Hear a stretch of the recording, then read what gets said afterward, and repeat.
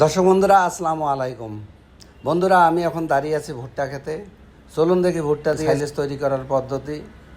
এতে ভুট্টা গাছ যখন দানাদার হয়, গাছ পাতা সহ কেটে বিশেষ পদ্ধতিতে সংরক্ষণ করা হয় যাতে ভুট্টা গাছ পচে না গিয়ে দীর্ঘদিন ভালো থাকে। এটি সাইলেজ। ভুট্টা গাছ যখন দুধ বা মোম অবস্থা থাকে তখন কাটতে হয়। এই যে দেখেন, এই ভুট্টা গাছ এখন মোম অবস্থায় আছে। এ সময় খাদ্যমান সবচেয়ে ভালো থাকে। গাছগুলো 1 হইতে 2 সেন্টিমিটার দৈর্ঘ্যে কেটে চূর্ণ করা হয়। প্রতি 100 কেজি চূর্ণ করা ভুট্টার সাথে 3 কেজি খড়, 3 কেজি চিটাগুড় ও 3 কেজি পানি মিশিয়ে ভালো করে মাটির গর্তে কিংবা ড্রামে, পলিথিনের ব্যাগে বা কংক্রিটের সাইলেতে ব্যবহার করা যেতে পারে। তবে মাটির গর্তে পলিথিন বিছিয়ে নিতে হবে।